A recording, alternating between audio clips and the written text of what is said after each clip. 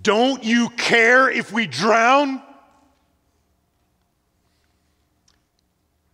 That's the question on the lips of weary and scared disciples. They tried with all their might, all their strength to fix their problem.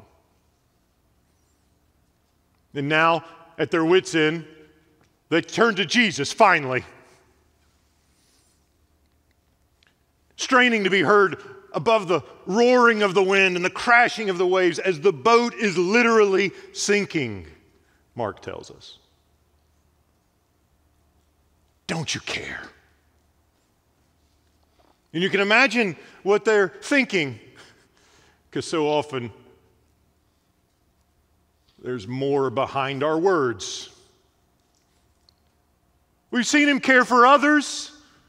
We've seen him heal the sick. We've seen him cast out demons. We've seen him eat with people no one else would eat for and care for people no one else cared for. Won't he care for us?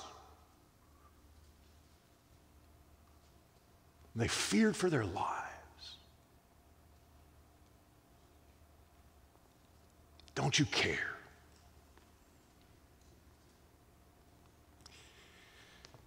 I wonder how many of us have ever felt that way.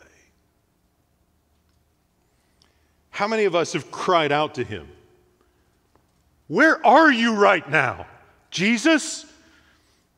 Don't you know what I'm going through? Don't you know how this feels? Don't you care? Don't you care about my grief? Don't you care about my burden? Don't you care that I feel like I can't keep my head above water? Don't you care?" And maybe we're like the disciples who tried to get the water out of the boat themselves before they came to Jesus. And we see the problem, and we know the problem, and we think we can fix the problem, so we try to fix the problem. We don't go to him first. We take matters into our own hands. We're can-do people. We're fix-it people. We're solutions-oriented. And so we try, and we make it worse. And it doesn't fix. And we're drowning. And we have nowhere else to go. So at a last resort, finally, when all of the options are exhausted, we turn to Jesus and we cry out like the disciples, "Don't you care? Don't you care what happens to me? Where are you?" Mark frames the story this way because there's a question he wants us to wrestle with. Question the disciples have to wrestle with as they consider who the man is sleeping in the back of the boat. Question they have to wrestle with after they nearly died on the waters of the Sea of Galilee. What if they'd just gone to him first? What if they just trusted him first, instead of thinking they could handle their problem themselves?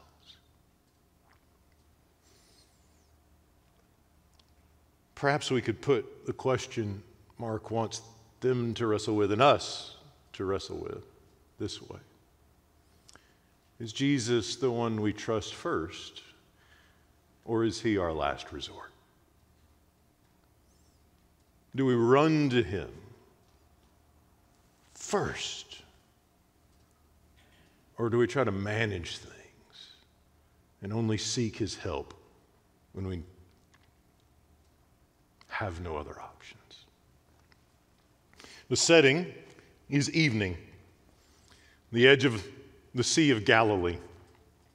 The disciples are finding themselves more and more the inner circle of Jesus. I mean, after all, they've just gotten the explanation of the parables inside privately. You got the crowds outside, and Jesus speaks in parables, and nobody's quite sure what he's talking about, but he's telling these stories. They go inside, and the disciples say, "What gives? I don't understand. Can you help us?" And Jesus explains it, and he tells them, to you is given the secrets of the kingdom. And they start to feel good about themselves. They started feeling good about themselves earlier. Because after all, the first miracle does is in Peter's house. What privilege. And then other people are looking for Jesus. Mark tells us later in chapter 1, everyone's looking for Jesus. Nobody can find him, but the disciples know where he is. They have privileged information because they're the in crowd. When the Pharisees show up, they go to the 12, not Jesus. And the disciples begin to see themselves as gatekeepers, and they know, like, we're close to him. People come through us to get to him. He's the Messiah. We're like his cabinet, his advisors. We look after him. He needs us. They get the secrets of the kingdom. He's trusting them with his teaching. And as the story goes on, it just gets worse and worse for them. In Mark chapter 9, you may remember this one, there's someone casting out demons. And the disciples don't know this guy. And so they go up to him and they make him stop. He's literally helping people escape spiritual bondage. And the disciples make him stop. Why? Because they say, as they brag to Jesus about their suppression of ministry, they say, he's not following us. Following us? Thought this story was about following Jesus. Following us, Peter, James, John, the others. You can see how as the story goes, they get this inflated sense of their importance. Like these guys think their proximity to Jesus makes them special. They will find out that proximity to Jesus isn't so much about being special as it is being closer to his transformative power and having your heart dealt with more closely and thoroughly, even if uncomfortably. So here they are. Yeah, get in the boat. We'll take you across. We'll make sure you get where you're supposed to be. We'll set up the schedule. We'll make sure people who shouldn't have access don't have access. They get on the boat, set off on the Sea of Galilee, sometimes called the lake in the text, and a storm blows up. Mark tells us it's a furious squall. Now, things haven't necessarily changed when it comes to weather patterns around the Sea of Galilee. If you were to go there today, you would find that the problem isn't just boats being swamped, it's also cars. There are signs in the parking lot warning you that if you park here and the wrong kind of storm blows up, your car is going to be pretty wet and flooded when you get back. So park at your own caution. Storms on the Sea of Galilee would blow up without warning almost, quickly and violently and destructively. And so there they are, they're out, they're on the sea, they're sailing. And this furious squall blows up. And it is severe. It's so severe, Mark tells us, that the boat is being swamped. It's sinking. When I was in Boy Scouts, to get one of the merit badges, we had to take a canoe out in a lake and swamp it, like fill it up with water. You get out, dump it over, fill it up with water, get back in the sunk boat, and row it back to the dock. It's not easy to do. It's hard to steer a boat that's full of water in a calm lake at a Boy Scout camp. These guys are swamped, and the storm is threatening to destroy them. Now, there's more to it. Like, we know this story. We know, okay, storm, Jesus, they don't trust him, not yet, but he's going to come save the day because he's just being God all over the place. But there's so much more that Mark wants us to see here. And it helps us to know that in the Old Testament, the sea takes on significant symbolic meaning. Yes, the storm is there and it's real and it's bad, but it's worse than that. Think about the sea in the Old Testament. You remember the Exodus. The Hebrew people were slaves in Egypt, And God liberated them with demonstrations of his power. They make off across the desert with Pharaoh's army trailing behind, and they're trying to get to safety. And all of a sudden, what do they run into? What obstacle stops them? A sea. They have the Red Sea in front of them and the chariots of their enemy behind them. What do? And ever since then, in the Hebrew mind, the sea became a symbol for everything that hindered the freedom of the people of God. They're between an army and a body of water. They can't go back. They can't go forward. They're just going to have to wait there and either die or be taken back into captivity. And so the sea represents oppression. The sea represents obstacles. The sea represents everything that stands between them and their freedom. In Daniel chapter 7, Daniel has a vision of these really ghastly beasts. And one of the details that you're told in the vision is where the beasts come from. You remember where it is? They come out of the sea. Not because you're supposed to go down to the Gulf and wait for some gnarly creatures to come out, because in the Jewish mindset, the sea is the home of demonic powers that stand behind evil kingdoms that enslave and oppress the people of God. The vision proceeds, and one like a son of man is given a throne in heaven alongside the Ancient of Days God. And he judges the beasts that come out of the sea.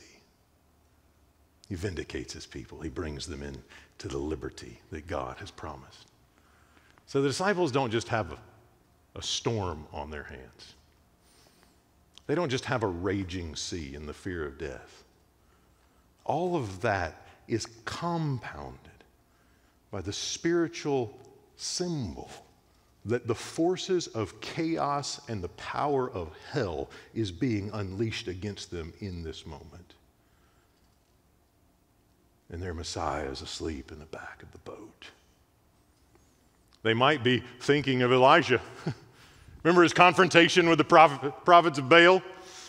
And Elijah kind of taunts the prophets of Baal when Baal doesn't show up and do the deed. Maybe he's asleep. Dozed off a little bit. Some holy satire there, right? He's poking fun at them. He's making fun. Your God's not real.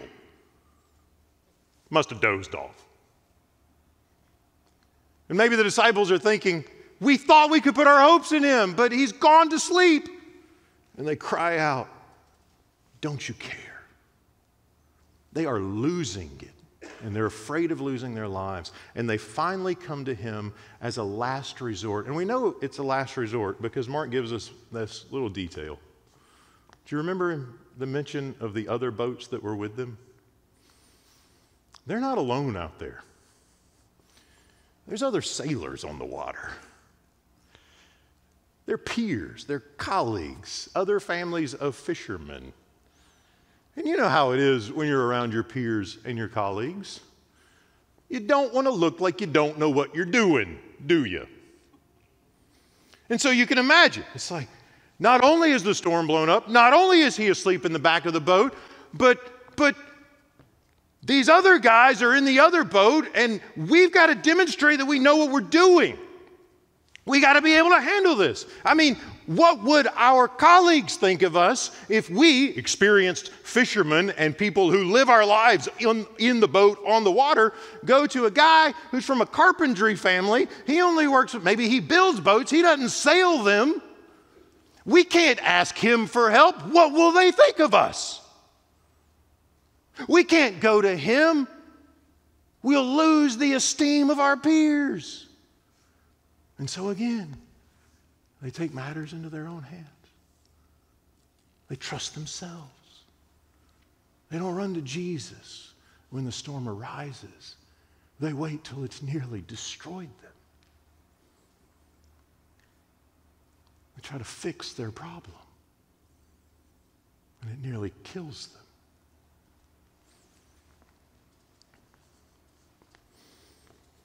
Jesus is not asleep. because he's a false God. He's asleep because he's a patient God. And he patiently waits for his foolish and wayward disciples to realize not only that he cares, but more importantly, that they need him. They have not yet learned that they need him.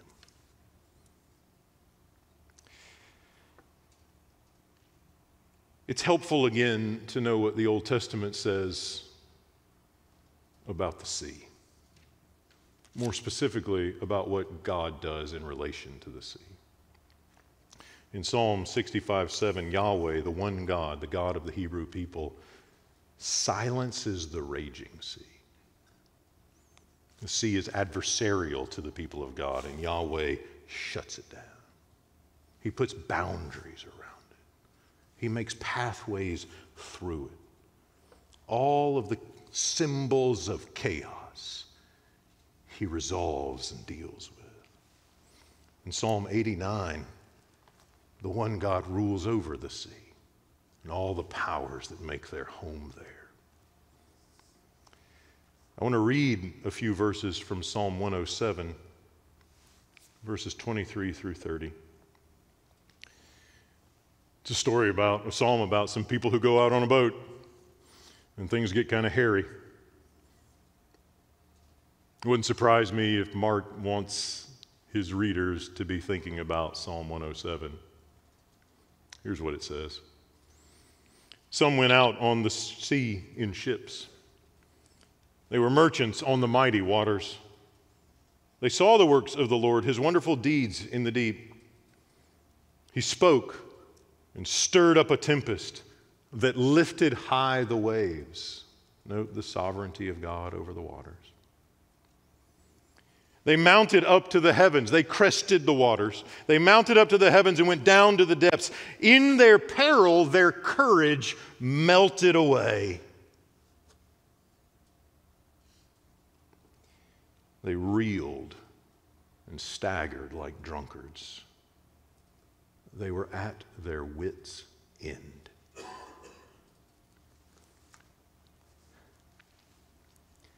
Then they cried out to the Lord in their trouble, and he brought them out of their distress. He stilled the storm to a whisper.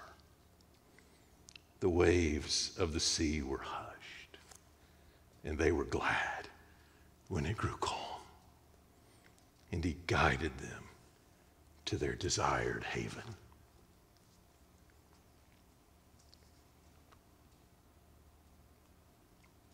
He got up, rebuked the wind, and said to the waves, "Quiet, be still." Mark wants us to know that the chaotic waters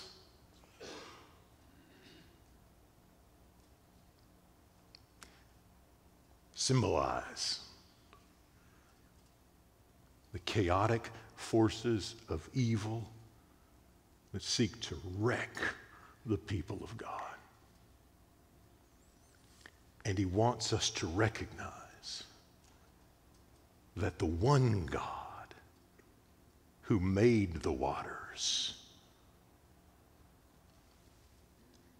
who can still the waters, is present in the body of Jesus. Not simply to calm the storms in our lives, but to draw near to us and guide us to safe havens, giving us confidence in the fact of his caring for us. Jesus does what only God can do. Jesus embodies the one who governs all things and is sovereign over all powers. and who cares and is attentive to the cries of his people. Who is this man? They ask. Who is he that even the wind and the waves obey him? They know the Psalms. They know that only the wind and waves obey the one who made them. Who is he? And maybe as they ask that question, another question arises in their hearts. Why didn't we go to him first? Why didn't we trust him? Why didn't we run to him instead of just saving him as a last resort when all our other efforts were failed? Not because we care for him, just because we need someone to fix it. They have to ask the question that we have to ask. Will we trust him first? Or will he be our last resort? If these guys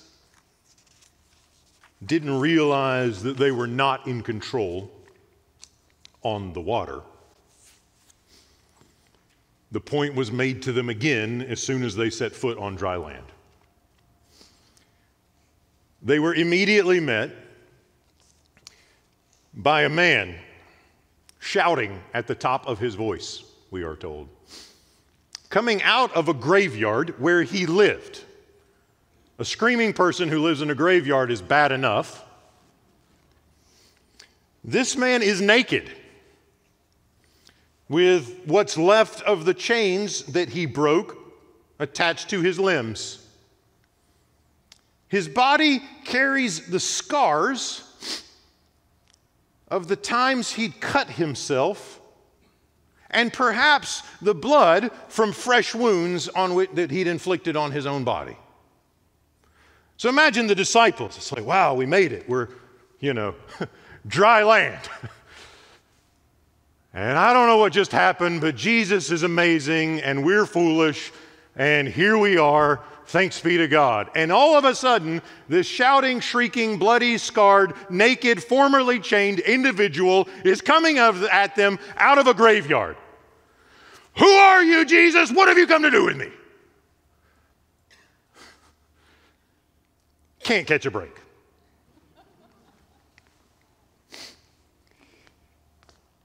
If there were ever a series of stories to make the point that we need him, this is the series. If there were ever a series of stories to make the point, you frail people are not in control, these are the narratives. Jesus is. And so the man shows up. What's your name? We are legion, for we are many. Jesus is one. The forces of evil are many. Yet they beg him for mercy. They ask to be cast into some pigs, which that makes sense. Impure spirits, unclean animals, from a Jewish perspective. Remember, they're outside of Judea now. They've gone over the lake. So Jesus obliges the request. Okay. Spirits leave the man, go into the pigs, and immediately the pigs run down a hill into the water. And a lot of people are curious, like, what's that about? The demons just want to kill some pigs? But you know what we learned a moment ago, that in the Jewish mind, the sea represents the home of the demons behind the powers that oppress the people of God. They're just going home, back where they belong.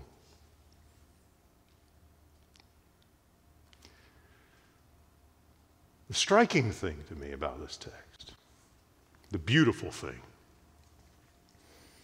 is that when People come up to find out what happened. Their pigs are dead. I don't know how much a pig is worth, but it's a lot of bacon for sale, I'm sure. Sales are going to get hit. This is a problem. What's going on? People want to know what's happening here.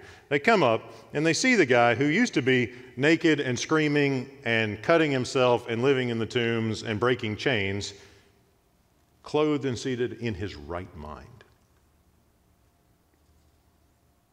Not only does Jesus care to save us in our desperate places, he cares to make us whole.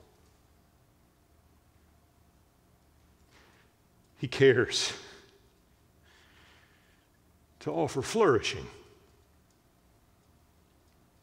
Sometimes we treat salvation like the best we get is sin management. We're sinners. We know that. Not much we can do about it. Sally on. Do the best you can. Try not to sin too bad. Manage it. It's who you are. And the gospel writers want us to know again and again and again that Jesus hasn't come so that we can manage our sin. He's come to set us free from it. He hasn't come to manage the things that wreck our lives, the self-inflicted wounds. He's come to make us whole. And that his life is an abundance of mercy and perfect love. None of them deserve Jesus. Not the disciples, not the demoniac, not the pig farmers. And yet he offers himself to care for them. None of us deserve Jesus. None of us. And yet, he offers himself. The power of God shows up in unexpected ways in the body of Jesus. A man whose life was a living hell is whole.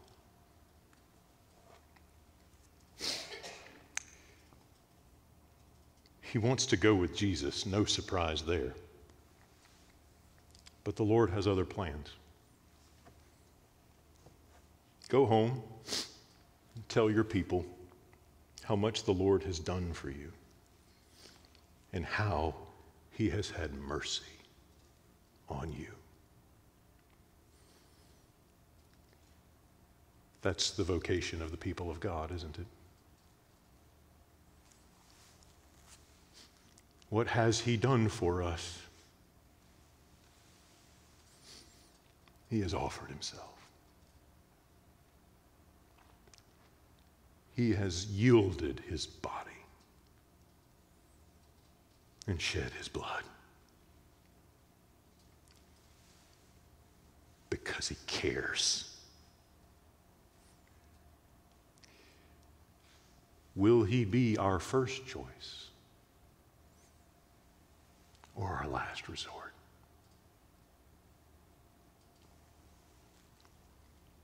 It's really a question about who's in control, isn't it? Will we try to empty the boat alone, manage the buckets, bail the water? Or will we humble ourselves to the carpenter from Judea? Mark says, look at the man on the cross. Look at the man who's full of mercy. Behold the one who is full of kindness. Look at the one you don't deserve, but he gives himself anyway. And then the question is, do our lives bear witness to his mercy? In my relationships, in the spheres of my life, Mundane things. Is it clear to the people around me that I trust Him first and He's not just a last resort when I can't get out of the problem myself? Do my children know that Jesus is not a last resort? Do my colleagues know that Jesus is not a last resort, but instead is the merciful one who is present for us? Go and tell your people about my mercy.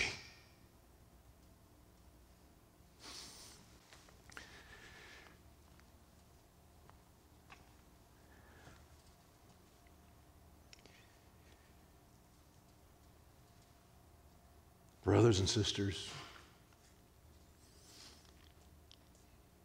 make the man on the cross the one you run to first. When your heart is broken, when you feel isolated, a guy who lives in a graveyard feels isolated, I'm sure. When it feels like all hell has set up arms against you, run to Him. When it feels like your sin is unbearable and you'll never be free from the condemnation and the guilt, run to Him. He will help you. He longs to help you. It's no accident that Mark tells us about the people who live in the region across the water. They see the work of the Lord. They see a man who was possessed by demons in his right mind and whole. And they ask Jesus to leave.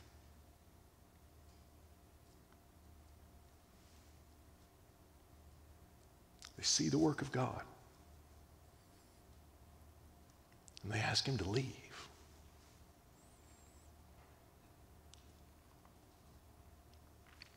There's the options. We can chase Him off, or we can run to Him. That's the question.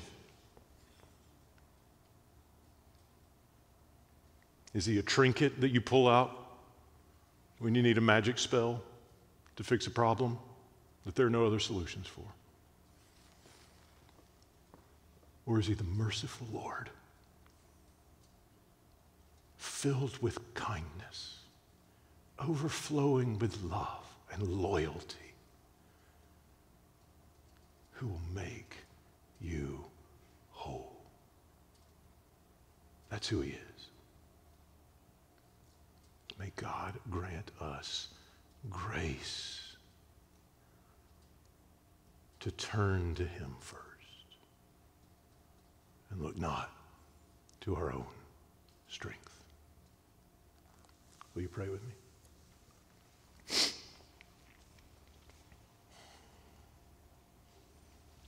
Jesus,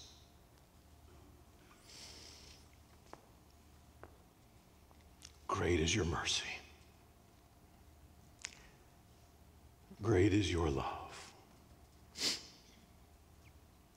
Great is your kindness. Great is your patience. How easily we turn to our own devices. How easily we insist on control. And we neglect to throw ourselves on your mercy. And we act like it's your fault. Don't you care? Of course you care. Of course you care. And you care enough to wait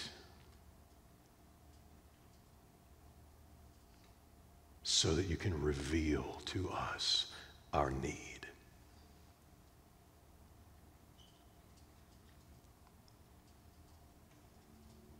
Let that not be lost on us. Let your mercy wash over your people. Let your kindness flood the hearts of your children. Let your abundance fill the hearts of your people and overflow. That we may know your perfect love, that our families may know your perfect love, that our neighbors may know your perfect love, that the nations may know your unfailing, perfect, holy love.